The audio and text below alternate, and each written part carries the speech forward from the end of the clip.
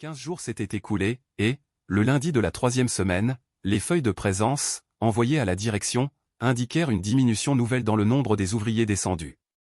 Ce matin-là, on comptait sur la reprise du travail, mais l'obstination de la régie à ne pas céder exaspérait les mineurs. Le Voreux, Crèvecoeur, Mirou, Madeleine n'étaient plus les seuls qui chômaient, à la Victoire et à Feutry-Cantel, la descente comptait à peine maintenant le quart des hommes, et Saint-Thomas lui-même se trouvait atteint.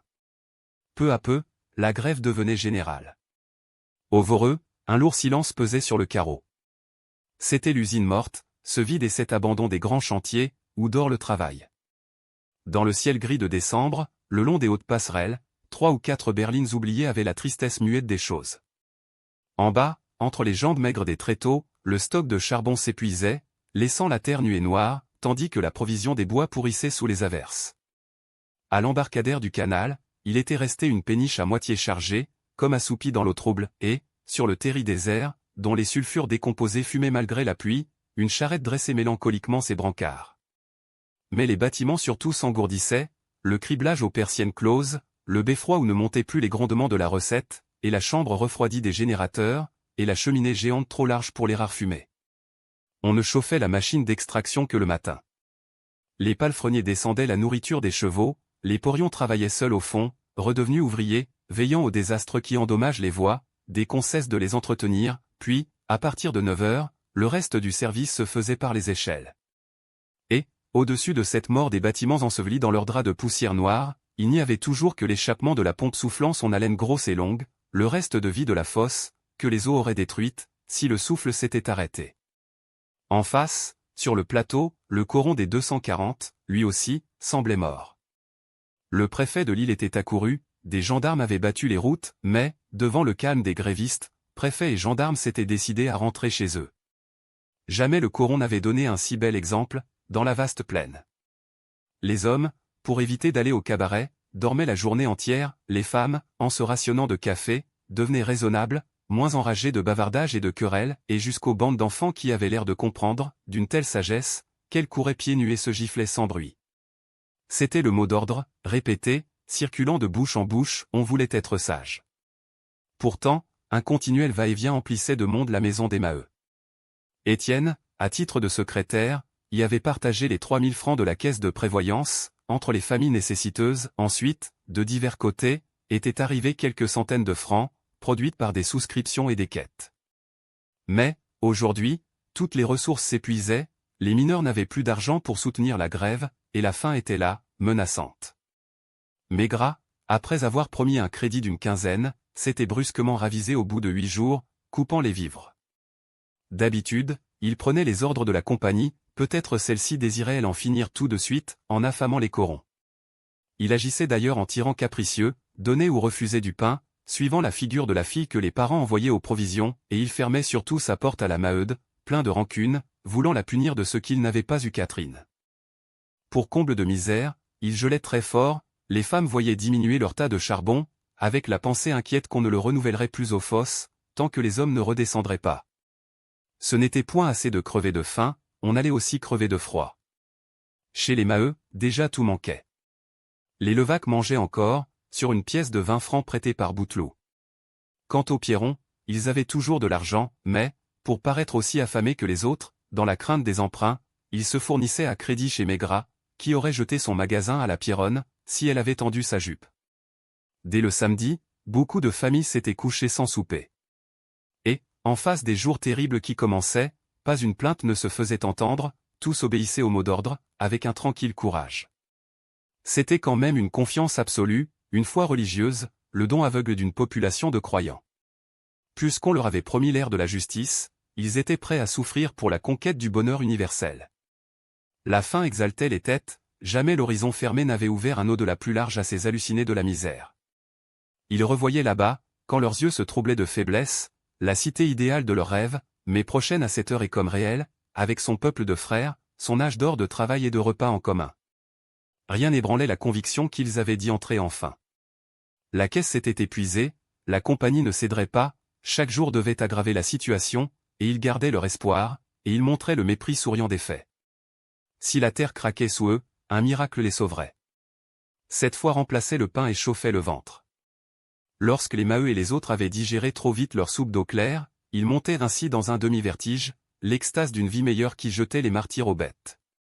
Désormais, Étienne était le chef incontesté. Dans les conversations du soir, il rendait des oracles, à mesure que l'étude l'affinait et le faisait trancher en toutes choses.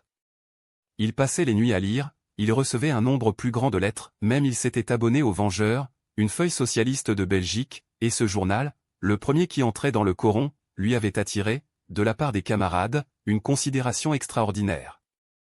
Sa popularité croissante le surexcitait chaque jour davantage. Tenir une correspondance étendue, discuter du sort des travailleurs aux quatre coins de la province, donner des consultations aux mineurs du Voreux, surtout devenir un centre, sentir le monde rouler autour de soi, c'était un continuel gonflement de vanité, pour lui, l'ancien mécanicien, le haveur aux mains grasses et noires. Il montait d'un échelon, il entrait dans cette bourgeoisie exécrée, avec des satisfactions d'intelligence et de bien-être, qu'il ne s'avouait pas. Un seul malaise lui restait, la conscience de son manque d'instruction, qui le rendait embarrassé et timide, dès qu'il se trouvait devant un monsieur en redingote. S'il continuait à s'instruire, dévorant tout, le manque de méthode rendait l'assimilation très lente, une telle confusion se produisait, qu'il finissait par savoir des choses qu'il n'avait pas comprises. Aussi, à certaines heures de bon sens, éprouvait-il une inquiétude sur sa mission, la peur de n'être point l'homme attendu. Peut-être aurait-il fallu un avocat, un savant capable de parler et d'agir, sans compromettre les camarades? Mais une révolte le remettait bientôt d'aplomb. Non, non, pas d'avocat. Tous sont des canailles, ils profitent de leur science pour s'engraisser avec le peuple. Ça tournerait comme ça tournerait, les ouvriers devaient faire leurs affaires entre eux. Et son rêve de chef populaire le berçait de nouveau, Monceau à ses pieds, Paris dans un lointain de brouillard, qui sait? La députation un jour, la tribune d'une salle riche, où il se voyait foudroyant les bourgeois du premier discours prononcé par un ouvrier dans un parlement. Depuis quelques jours, Étienne était perplexe. Pluchart écrivait lettre sur lettre, en offrant de se rendre à Montsou, pour chauffer le zèle des grévistes. Il s'agissait d'organiser une réunion privée, que le mécanicien présiderait, et il y avait, sous ce projet, l'idée d'exploiter la grève, de gagner à l'international les mineurs, qui, jusque-là, s'étaient montrés méfiants. Étienne redoutait du tapage, mais il aurait cependant laissé venir Pluchart, si Rasseneur n'avait blâmé violemment cette intervention. Malgré sa puissance, le jeune homme devait compter avec le cabaretier, dont les services étaient plus anciens, et qui gardait des fidèles parmi ses clients.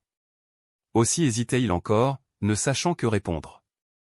Justement, le lundi, vers 4 heures, une nouvelle lettre arriva de Lille, comme Étienne se trouvait seul, avec la Maheude, dans la salle du bas. Maheu, énervé d'oisiveté, était parti à la pêche, s'il avait la chance de prendre un beau poisson, en dessous de l'écluse du canal, on le vendrait et on achèterait du pain. Le vieux Bonnemort et le petit Jeanlin venaient de filer, pour essayer leurs jambes remises à neuf, tandis que les enfants étaient sortis avec Alzire, qui passait des heures sur le terri, à ramasser des escarbilles. Assise près du maigre feu, qu'on n'osait plus entretenir, la Maheude, dégrafée, un sein hors du corsage et tombant jusqu'au ventre, faisait téter Estelle. Lorsque le jeune homme replia la lettre, elle l'interrogea. « Est-ce de bonnes nouvelles? Va-t-on nous envoyer de l'argent ?» Il répondit non du geste, et elle continua, « Cette semaine, je ne sais comment nous allons faire. Enfin, on tiendra tout de même. Quand on a le bon droit de son côté, n'est-ce pas? Ça vous donne du cœur, on finit toujours par être les plus forts. » À cette heure, elle était pour la grève, raisonnablement. Il aurait mieux valu forcer la compagnie à être juste, sans quitter le travail. Mais, puisqu'on l'avait quitté, on devait ne pas le reprendre, avant d'obtenir justice. Là-dessus, elle se montrait d'une énergie intraitable. Plutôt crever que de paraître avoir eu tort, lorsqu'on avait raison.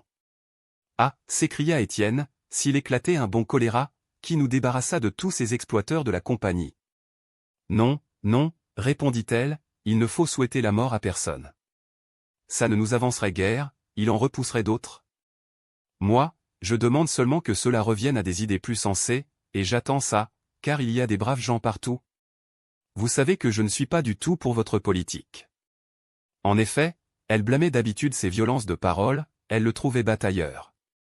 Qu'on voulût se faire payer son travail ce qu'il valait, c'était bon, mais pourquoi s'occuper d'un tas de choses, des bourgeois et du gouvernement?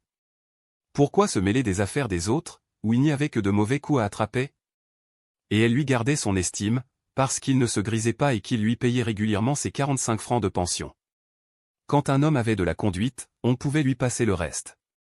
Étienne, alors, parla de la République, qui donnerait du pain à tout le monde. Mais la Maheude secoua la tête, car elle se souvenait de 48, une année de chien, qui les avait laissés nus comme des vers, elle et son homme, dans les premiers temps de leur ménage. Elle s'oubliait à en compter les embêtements d'une voix morne, les yeux perdus, la gorge à l'air, tandis que sa fille Estelle, sans lâcher le sein, s'endormait sur ses genoux. Et, absorbé lui aussi, Étienne regardait fixement ce sein énorme, dont la blancheur molle tranchait avec le teint massacré et jauni du visage. Pas un liard, murmurait-elle, rien à se mettre sous la dent, et toutes les fosses qui s'arrêtaient. Enfin, quoi? La crevaison du pauvre monde, comme aujourd'hui. Mais, à ce moment, la porte s'ouvrit, et ils restèrent muets de surprise devant Catherine qui entrait. Depuis sa fuite avec Chaval, elle n'avait plus reparu au coron. Son trouble était si grand, qu'elle ne referma pas la porte, tremblante et muette. Elle comptait trouver sa mère seule, la vue du jeune homme dérangeait la phrase préparée en route. « Qu'est-ce que tu viens ficher ici » cria la Maheude, sans même quitter sa chaise. « Je ne veux plus de toi, va-t'en. » Alors, Catherine tâcha de rattraper des mots. « Maman, c'est du café et du sucre. »« Oui, pour les enfants. »« J'ai fait des heures, j'ai songé à eux. » Elle tirait de ses poches une livre de café et une livre de sucre, qu'elle s'enhardit à poser sur la table. La grève du Voreux la tourmentait, tandis qu'elle travaillait à Jean Bart, et elle n'avait trouvé que cette façon d'aider un peu ses parents, sous le prétexte de songer aux petits. Mais son bon cœur ne désarmait pas sa mère, qui répliqua, au lieu de nous apporter des douceurs, tu aurais mieux fait de rester à nous gagner du pain. Elle l'accabla, elle se soulagea, en lui jetant à la face tout ce qu'elle répétait contre elle, depuis un mois. Filer avec un homme, se coller à 16 ans, lorsqu'on avait une famille dans le besoin. Il fallait être la dernière des filles dénaturées. On pouvait pardonner une bêtise, mais une mère n'oubliait jamais un pareil tour. Et encore si on l'avait tenue à la tâche. Pas du tout, elle était libre comme l'air, on lui demandait seulement de rentrer coucher. Dis. Qu'est-ce que tu as dans la peau, à ton âge? Catherine, immobile près de la table, écoutait, la tête basse. Un tressaillement agitait son maigre corps de fille tardive, et elle tâchait de répondre, en paroles entrecoupées. Oh! S'il n'y avait que moi, pour ce que ça m'amuse. C'est lui. Quand il veut, je suis bien forcé de vouloir, n'est-ce pas? Parce que, vois-tu, il est le plus fort? Est-ce qu'on sait comment les choses tournent? Enfin, c'est fait, et ce n'est pas à défaire, car autant lui qu'un autre, maintenant. Faut bien qu'il m'épouse. Elle se défendait sans révolte, avec la résignation passive des filles qui subissent le mal de bonne heure. N'était-ce pas la loi commune? Jamais elle n'avait rêvé autre chose, une violence derrière le terri, un enfant à 16 ans, puis la misère dans le ménage, si son galant l'épousait. Et elle ne rougissait de honte, elle ne tremblait ainsi, que bouleversée d'être traitée en gueuse devant ce garçon, dont la présence l'oppressait et la désespérait. Étienne, cependant, s'était levé, en affectant de secouer le feu à demi éteint, pour ne pas gêner l'explication. Mais leurs regards se rencontrèrent, il la trouvait pâle, éreintée, jolie quand même avec ses yeux si clairs, dans sa face qui se tannait, et il éprouva un singulier sentiment, sa rancune était partie, il aurait simplement voulu qu'elle fût heureuse, chez cet homme qu'elle lui avait préféré. C'était un besoin de s'occuper d'elle encore, une envie d'aller à Montsou forcer l'autre à des égards. Mais elle ne vit que de la pitié dans cette tendresse qui s'offrait toujours, il devait la mépriser pour la dévisager de la sorte. Alors, son cœur se serra tellement, qu'elle étrangla, sans pouvoir bégayer d'autres paroles d'excuse. C'est ça, tu fais mieux de te taire, reprit la Maheude implacable. Si tu reviens pour rester, entre, autrement, file tout de suite, et estime-toi heureuse que je sois embarrassée, car je t'aurais déjà fichu mon pied quelque part. Comme si, brusquement, cette menace se réalisait, Catherine reçut dans le derrière, à toute volée, un coup de pied dont la violence l'étourdit de surprise et de douleur. C'était Chaval, entré d'un bond par la porte ouverte, qui lui allongeait une ruade de bêtes mauvaises. Depuis une minute, il la guettait du dehors. « Ah! Salope, hurla-t-il, je t'ai suivi, je savais bien que tu revenais ici t'en faire foutre jusqu'au nez. Et c'est toi qui le paies, hein? Tu l'arroses de café avec mon argent. » La Maheude et Étienne, stupéfiés, ne bougeaient pas. D'un geste furibond, Chaval chassait Catherine vers la porte. « Sortiras-tu, nom de Dieu ?» Et, comme elle se réfugiait dans un angle, il retomba sur la mère. Un joli métier de garder la maison, pendant que ta putain de fille est là-haut, les jambes en l'air. Enfin, il tenait le poignet de Catherine, il la secouait, la traînait dehors. À la porte, il se retourna de nouveau vers la Maheude, clouée sur sa chaise. Elle en avait oublié de rentrer son sein. Estelle s'était endormie, le nez glissé en avant, dans la jupe de laine, et le sein énorme pendait, libre et nu, comme une mamelle de vache puissante. Quand la fille n'y est pas, c'est la mère qui se fait tamponner, cria Chaval. Va, montre-lui ta viande. Il n'est pas dégoûté, ton salaud de logeur. Du coup, Étienne voulut gifler le camarade. La peur d'ameuter le coron par une bataille l'avait retenu de lui arracher Catherine des mains. Mais, à son tour, une rage l'emportait, et les deux hommes se trouvèrent face à face, le sang dans les yeux.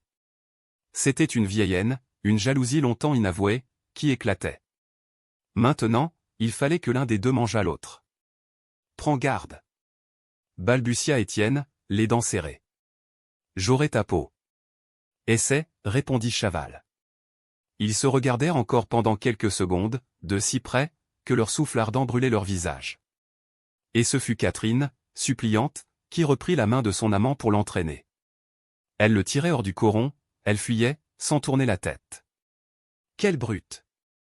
Murmura Étienne en fermant la porte violemment, agité d'une telle colère, qu'il dut se rasseoir. En face de lui, la Maheude n'avait pas remué. Elle eut un grand geste, et un silence se fit, pénible et lourd des choses qu'il ne disait pas. Malgré son effort, il revenait quand même à sa gorge, à cette coulée de chair blanche, dont l'éclat maintenant le gênait. Sans doute, elle avait 40 ans et elle était déformée, comme une bonne femelle qui produisait trop, mais beaucoup la désiraient encore, large, solide, avec sa grosse figure longue d'ancienne belle-fille. Lentement, d'un air tranquille, elle avait pris à deux mains sa mamelle et la rentrait. Un coin rose s'obstinait, elle le renfonça du doigt, puis se boutonna, toute noire à présent, avachie dans son vieux caraco. C'est un cochon, dit-elle enfin. Il n'y a qu'un sale cochon pour avoir des idées si dégoûtantes. Moi, je m'en fiche.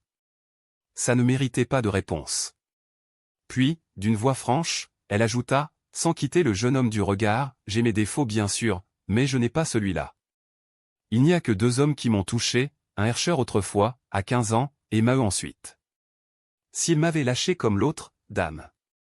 Je ne sais trop ce qu'il serait arrivé, et je ne suis pas plus fier pour m'être bien conduite avec lui depuis notre mariage, parce que, lorsqu'on n'a point fait le mal, c'est souvent que les occasions ont manqué. Seulement, je dis ce qui est, et je connais des voisines qui n'en pourraient dire autant, n'est-ce pas? Ça, c'est bien vrai, répondit Étienne en se levant. Et il sortit, pendant qu'elle se décidait à rallumer le feu, après avoir posé Estelle endormie sur deux chaises. Si le père attrapait et vendait un poisson, on ferait tout de même de la soupe. Dehors, la nuit tombait déjà, une nuit glaciale, et la tête basse, Étienne marchait, pris d'une tristesse noire. Ce n'était plus de la colère contre l'homme, de la pitié pour la pauvre fille maltraitée. La scène brutale s'effaçait, se noyait, le rejetait à la souffrance de tous, aux abominations de la misère. Il revoyait le coron sans pain, ces femmes, ces petits qui ne mangeraient pas le soir, tout ce peuple luttant, le ventre vide. Et le doute dont il était effleuré parfois, s'éveillait en lui, dans la mélancolie affreuse du crépuscule, le torturait d'un malaise qu'il n'avait jamais ressenti si violent. De quelle terrible responsabilité il se chargeait? Allait-il les pousser encore, les faire s'entêter à la résistance, maintenant qu'il n'y avait ni argent ni crédit? Et quel serait le dénouement, s'il n'arrivait aucun secours, si la faim abattait les courages? Brusquement, il venait d'avoir la vision du désastre, des enfants qui mouraient, des mères qui sanglotaient, tandis que les hommes, avaient maigri, redescendaient dans les fosses. Il marchait toujours, ses pieds butés sur les pierres, l'idée que la compagnie serait la plus forte et qu'il aurait fait le malheur des camarades, l'emplissait d'une insupportable angoisse. Lorsqu'il leva la tête, il vit qu'il était devant le Voreux. La masse sombre des bâtiments s'alourdissait sous les ténèbres croissantes. Au milieu du carreau désert, obstrué de grandes ombres immobiles, on eût dit un coin de forteresse abandonnée. Dès que la machine d'extraction s'arrêtait, l'âme s'en allait des murs. À cette heure de nuit, rien n'y vivait plus, pas une lanterne, pas une voix, et l'échappement de la pompe lui-même n'était qu'un râle lointain, venu on ne savait d'où, dans cet anéantissement de la fosse entière. Étienne regardait, et le sang lui remontait au cœur. Si les ouvriers souffraient la faim, la compagnie entamait ses millions. Pourquoi serait-elle la plus forte, dans cette guerre du travail contre l'argent? En tout cas, la victoire lui coûterait cher. On compterait ses cadavres, ensuite. Il était repris d'une fureur de bataille, du besoin farouche d'en finir avec la misère, même au prix de la mort. Autant valait-il que le coron crevât d'un coup, si l'on devait continuer à crever en détail, de famine et d'injustice. Des lectures mal digérées lui revenaient, des exemples de peuples qui avaient incendié leur ville pour arrêter l'ennemi, des histoires vagues où les mères sauvaient les enfants de l'esclavage, en leur cassant la tête sur le pavé, où les hommes se laissaient mourir d'inanition, plutôt que de manger le pain des tyrans. Cela l'exaltait, une gaieté rouge se dégageait de sa crise de noire tristesse, chassant le doute, lui faisant honte de cette lâcheté d'une heure. Et, dans ce réveil de sa foi, des bouffées d'orgueil reparaissaient et l'emportaient plus haut, la joie d'être le chef, de se voir obéi jusqu'au sacrifice, le rêve élargi de sa puissance, le soir du triomphe. Déjà, il imaginait une scène d'une grandeur simple, son refus du pouvoir, l'autorité remise entre les mains du peuple, quand il serait le maître. Mais il s'éveilla, il tressaillit à la voix de Maheu qui lui contait sa chance, une truite superbe pêchée et vendue 3 francs. On aurait de la soupe. Alors, il laissa le camarade retourner seul au coron, en lui disant qu'il le suivait, et il entra s'attabler à l'avantage. Il attendit le départ d'un client pour avertir nettement Rasseneur qu'il allait écrire à Pluchart de venir tout de suite.